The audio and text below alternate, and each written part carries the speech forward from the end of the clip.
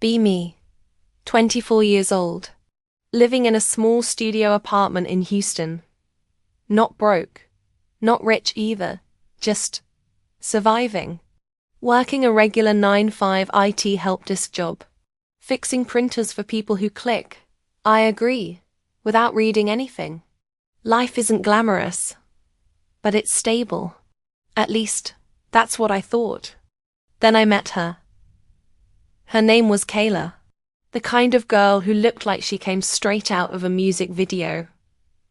Perfect smile, perfect hair, perfect I know I'm fine energy. I met her at a friend's housewarming party. She was drinking some drink she couldn't pronounce. She laughed at my jokes. I swear my heart did a backflip. We talked for hours. We clicked instantly.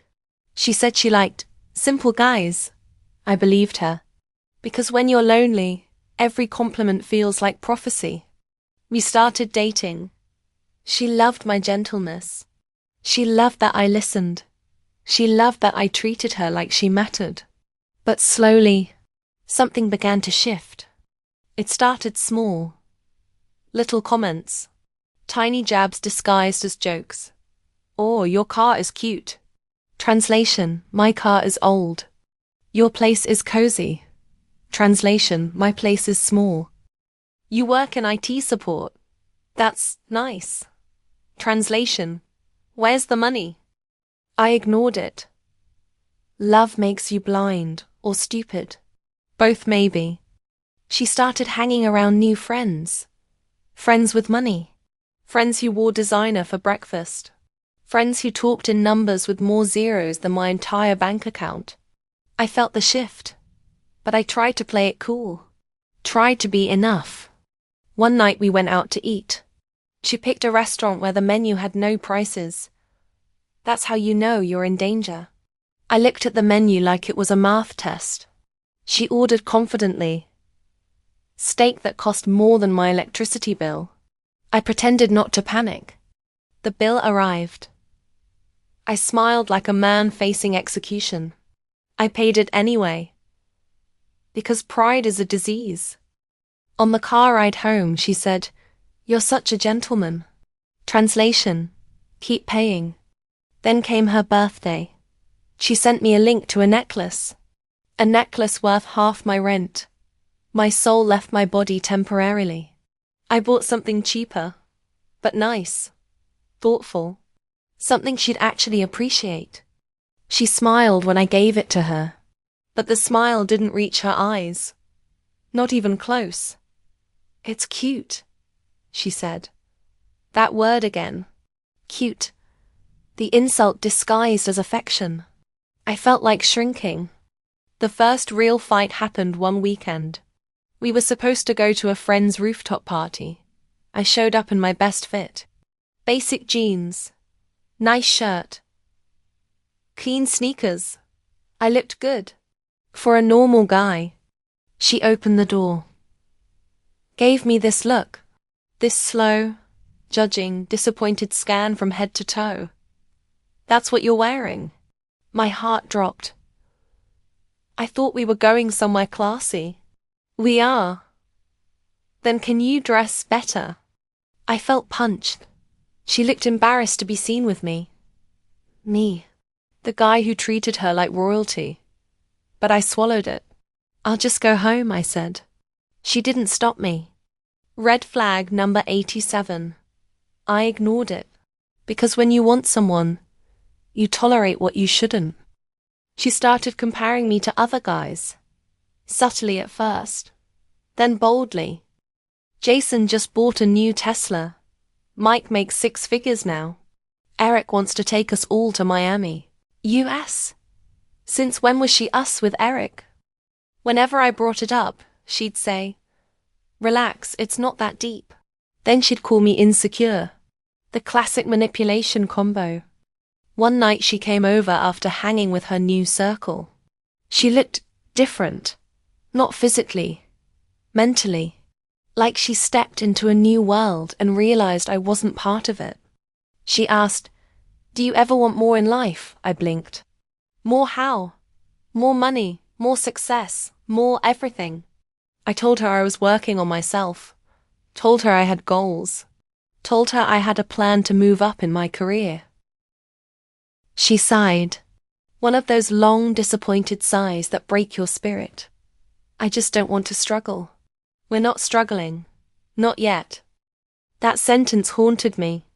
I tried harder, picked up overtime, took side gigs, mentally drained myself trying to prove I was worth staying with. She didn't notice, or didn't care. Her friends would come over sometimes. They'd look around my apartment and say, "Oh, it's cozy." I died inside every time. Then came the night everything broke. We went to a dinner party, one of her rich friends' places.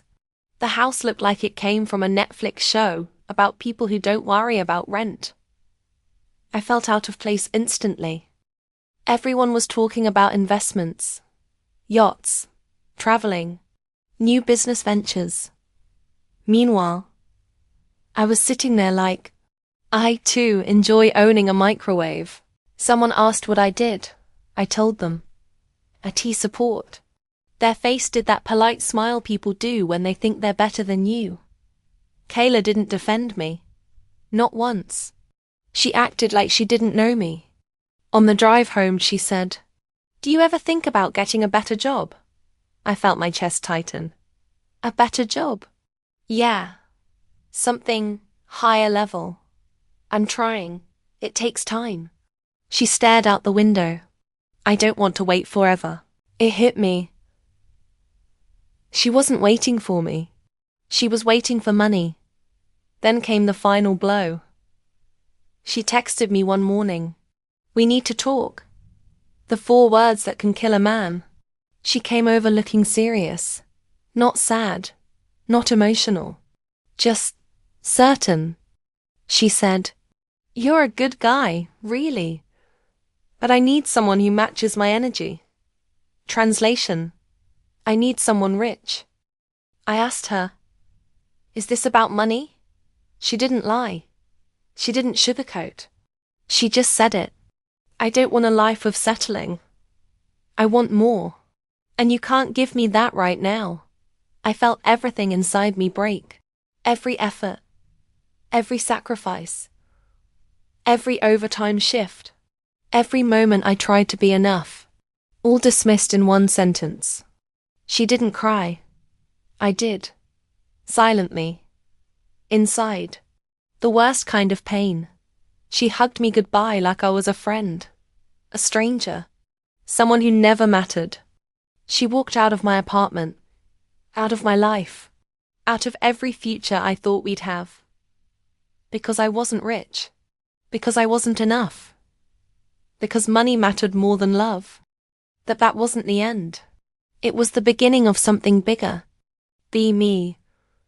Standing in my empty apartment. Echoes bouncing off the walls like memories I didn't ask for. Maya gone.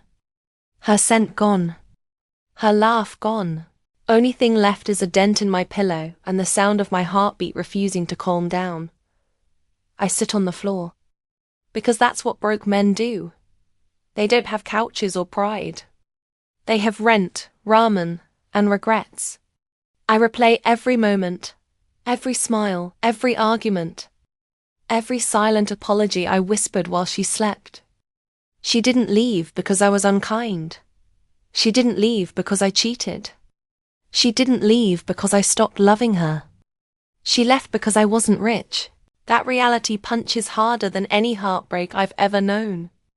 For the first few days, I felt like a ghost haunting my own life. Couldn't eat. Couldn't sleep. Just existed. But heartbreak has a funny way of reshaping people. It either destroys you, or it rebuilds you. I didn't know which one I was heading toward. But I was moving. One night, while working my security shift, I saw my reflection in the booth window. Dark circles under my eyes. Hoodie sagging. Life sagging. And something clicked. I realized I didn't want her back. I wanted myself back. The version of me that had dreams before love. Drained the ambition out of me. So I started small. Woke up early. Read books on business, finance, and self-improvement. Listened to podcasts. Consumed knowledge like I used to consume heartbreak playlists. Started a savings plan. Stopped buying unnecessary stuff. Worked overtime whenever I could. Took a course online. No more chasing validation. No more chasing people who saw me as potential instead of reality. I began chasing stability. Months passed. Slowly, things changed. I paid off one debt. Then another. My credit score crawled out of hell. I got promoted at the warehouse. Then again. And again. One day, my boss said, "You work like someone who's running from something." I smiled. I'm running towards something. Eventually, I saved enough to start my own small business. It wasn't flashy, just a mobile detailing company. But it was mine, my sweat, my grind, my income.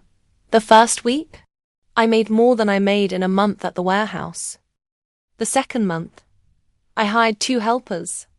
The third month, I bought a second van. Growth became addictive.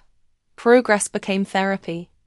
Success became silence for all the times I wasn't heard. One day, I was cleaning a client's Mercedes when I got a text from an unknown number. "Is this still your number?" My heart froze. Maya. The girl who left because I wasn't rich.